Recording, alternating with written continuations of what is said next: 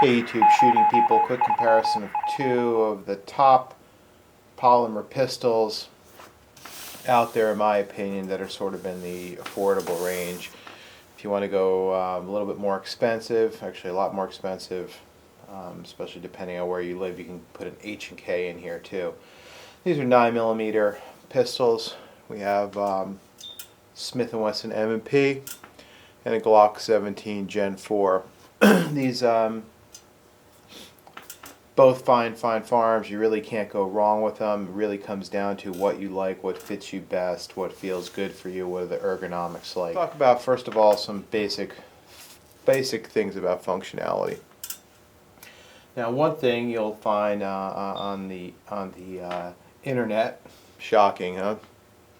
There's all kinds of baloney about these guns aren't reliable, they blow up, blah blah blah blah blah. Have there been problems with these guns? Yes. Have there been problems with other guns? Yes. Will there be problems with guns? Yes. It's just a fact of life. Mechanical devices break. Sometimes lemons come off the line. The guy or girl at the factory had a bad day. Blah, blah, blah. But you can consider these highly reliable pistols. These are basically high-end, high up on the chart, certainly in the number 1 or 2 slot, along with this beauty here, a Glock 34, in the competition pistol world for these types of guns, for these kind of competitions. So, reliability, yes. In wide use. Why is that important? Because you can get parts for them, a lot of aftermarket stuff. It's really, really critical. I think you really can't go wrong. Again, it's really about the ergonomics. So let's take a look at that a little bit closer.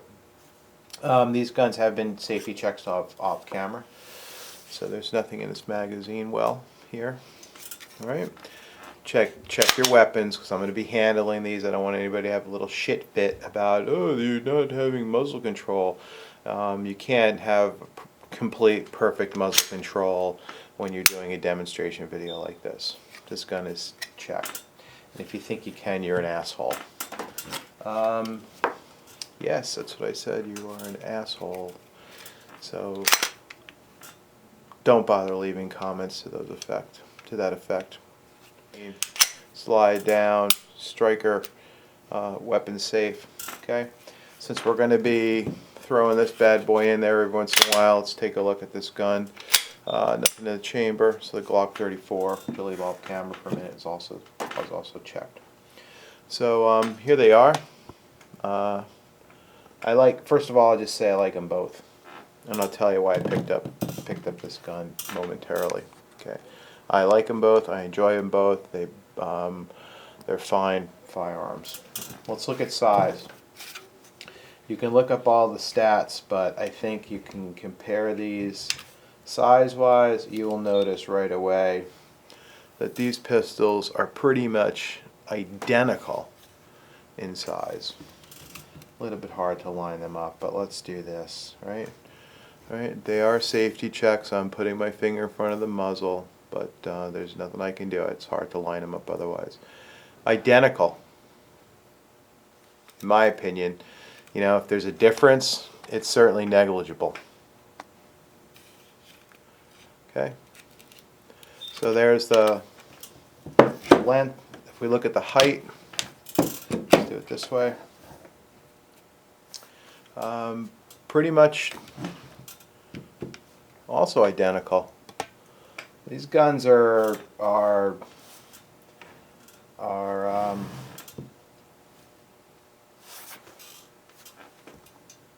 guns are pretty much twinsies, aren't they? You know, if you look at it this way. Now I want to show you a couple other things. If you look at the triggers, these triggers are both back because they've been fired. But even if you look at the scale of the trigger guard, it's pretty much the same. There's no real difference here. So the fit from going from one to another and those sort of in terms of dimension, will be very similar. Where you can start to see differences is if I line these up so the muzzles are equal. You'll see a slight difference. A slight difference in the overall length of the slide itself is a little bit longer on the Glock. But that's just how it's set up, so these muzzles are flush. If you, sorry, it appears a little bit longer, but that's just because it's square here. The overall length actually is the same when you look at the bottom of the M&P. If you look at the angle there, okay? See what I'm saying? M&P sort of comes back at an angle. The Glock is perpendicular, okay? So the M&P also, if you line up muzzles, again, is slightly longer overall length, but I'm saying they're the same for the following reason. The M&P has this beaver tail in the back here, okay? It's a nice feature, it kind of keeps you from getting slide bite, okay?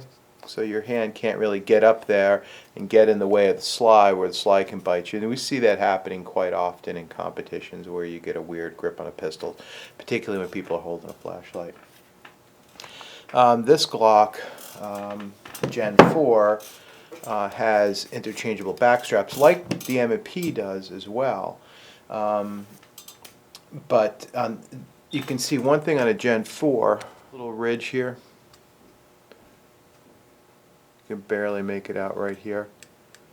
Alright, what that ridge does is accommodates a beaver tail style backstrap that can actually hook on there. Alright, and then you can see what this looks like. This comes with the pistol. Then it winds up pretty much looking like in the beaver tail and the M&P. Okay, so again, they're very, very close. That shouldn't really surprise you because after all, the M&P is essentially based off the Glock. They are different pistols, but based off the Glock. Let's look at the ergonomics real quick. I'm trying to do this fast so you don't get a really long video. We're already at 7 minutes. The ergonomics, the pistol, the shape of the grips is clearly different. All right, this has that Glock angle. This is more traditional sort of grip style. Depends what you like. Whatever the ergonomics fits you best. You can change the back straps on this, as I mentioned. This tends to have the hump in the back, so sort of like what you would think of as an arched mainspring housing on a, for instance, a 1911. This sort of the arch is way down at the bottom. Okay, so. It's a matter of what feels good in your hand. I like that because it touches the bottom of your hand here, and I find that works well with basically forcing the pistol forward based on my angle. So my recoil control tends to be a little bit better. Where it hits my particular hand, I'm not saying it's a better design. The actions are very, very similar. If we broke these down, and we'll do that real quick right now. We'll just take the slides off and sort of lay them next to each other. All right, let's take a look at these slides internally. We'll zoom in here. Okay. There's not much difference, is there? Here's brand S&W. Alright, very similar. Breakdown's the same, except for the slide removal is a little bit different on the two of them. I'll get to that in a minute. Striker block right there. Here's your striker. Here's brand G. Okay, you've all seen this before. Recoil spring assembly is different on the Glock. But you can tell these are this M&P came later. It's very much based on the Glock design. That's a good thing. It's a design that works. So real similar. Here's your striker on your Glock. The block is positioned differently. None of this stuff, in my opinion, actually makes a damn bit of difference in reality. Talk about one difference is breakdown. For a Glock pistol, you must pull the trigger. Okay? So trigger's back. Again, this is a safety check. So I pull the trigger. I have to pull my slide back a little bit. Let's You all should know this, right? I pull my slide back a little bit like that. I depress this takedown tab here, just pull them down and slide forward. I break it down, okay? To put it back together, you just reverse the process and just make sure the rails are racket. You're good to go. Quick. The M&P is a little bit different, okay? Now, if you look inside of this pistol, let's just rack it back. There's actually a sear lever in here, and Smith & Wesson recommends that you push that sear lever down. There's a tool here, I'm not going to take it out now, but there's a tool in the grip, okay, that actually holds the back strap on, that you can take out. You can twist it a quarter of a turn, like so. Pull this thing out. Alright, I'll take it out for you. There it is. It's basically a punch, and what you can do is use this to pull down a sear lever right here. You see that thing? That's the sear lever. Okay. Now, a lot of people will tell you don't need to do that. You can pull the trigger. Okay, so that's true. I'm just telling you what Smith & Wesson recommends you do. Okay, they don't want you pulling the trigger. So that's just their recommendation. Once that sear lever is down, what you do is pull this takedown tab down. Okay. In my practice, this thing tends to pop up. See that? So what I do is just grab my slide, kind of hold it down, let the slide go forward. It comes right off. This is no big deal. Okay, easy peasy. To reverse the process, again, you put it on the frame, make sure the rail's lined up. Go ahead, rack it, open the slide tab, takedown lever will come back up, and you're good to go. Now you'll notice my trigger's not doing anything. Oh my God, my pistol's broken. Well, you have to depress that sear lever back up. There's one way you can do it, again with your finger. You can push it back up, and it needs to rotate up this way. Or you can just simply go ahead and insert a magazine. So here is an empty magazine. Okay, I'll insert that. That will bring that lever back up. Okay, now my trigger works. Okay, all right. So slightly different. Now you can, of course, do this without removing that sear lever. Simply rack back your slide, lock it back, bring that takedown lever down, right? Go ahead, let your slide come forward, and then pull your trigger, and it comes right off. Okay.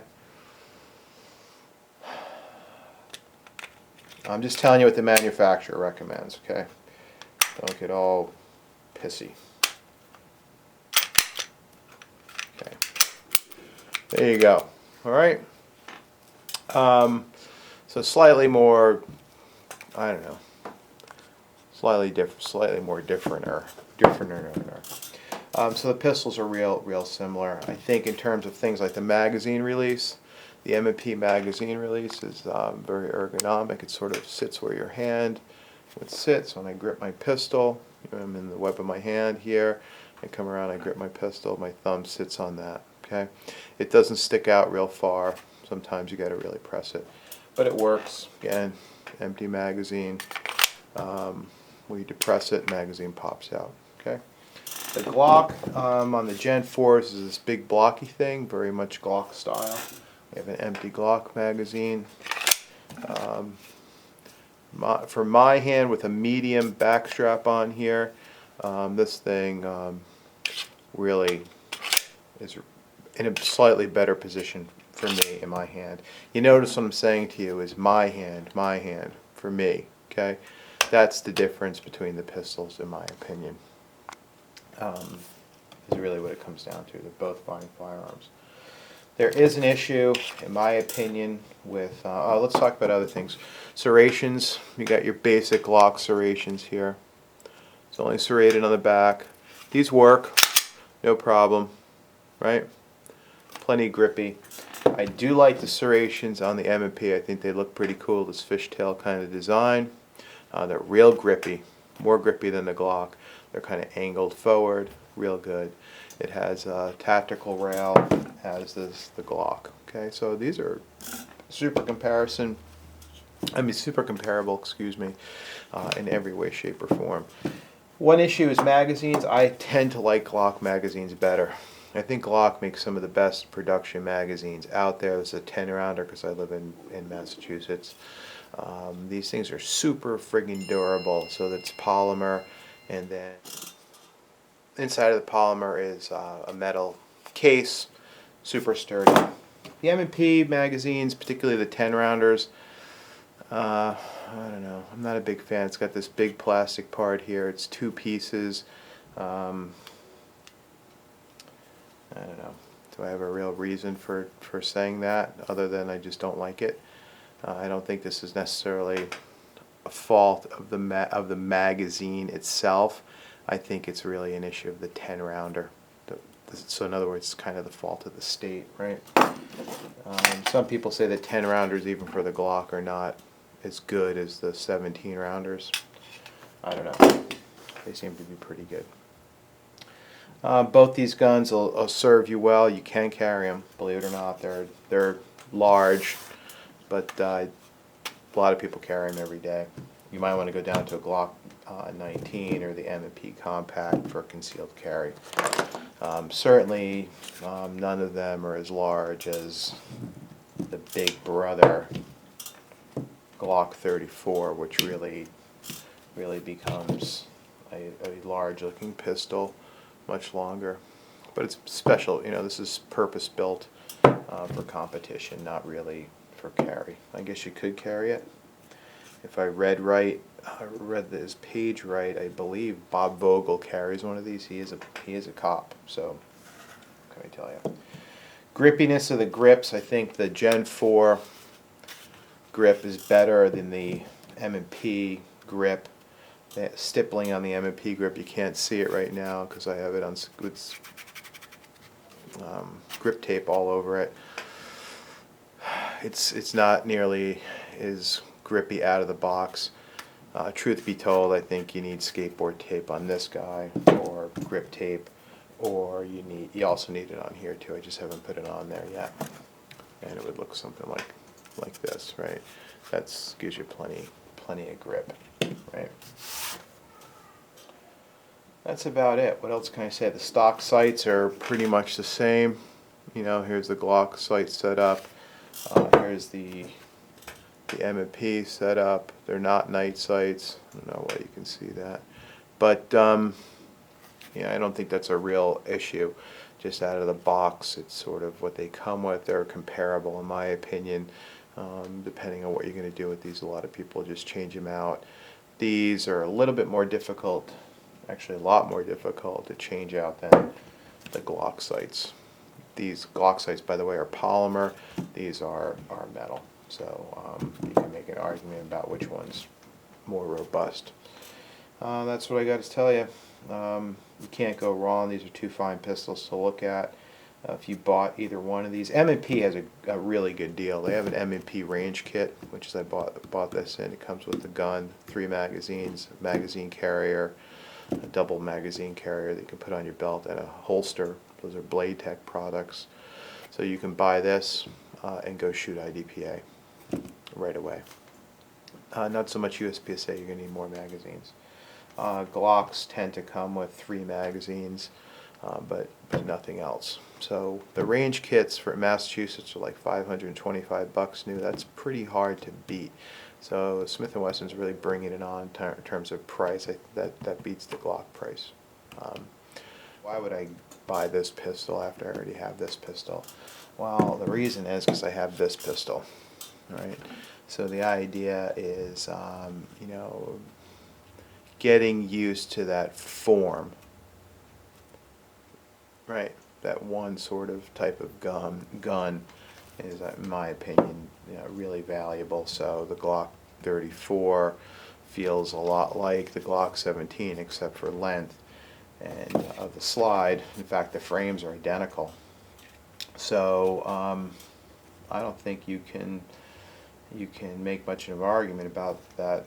It's a big advantage to actually have, you know, essentially the same gun in a couple different versions with some components from, you know, actually Glock or the aftermarket. You can actually make another Glock 34 out of this gun very, very easily, right? And so you could have a backup gun at competition. You can also switch this up, use it for some USPSA shooting, and then maybe make this for more of a SSP gun for IDPA. Just some thoughts. Plus it was available, so I got it. That's all I got for you. Talk to you later.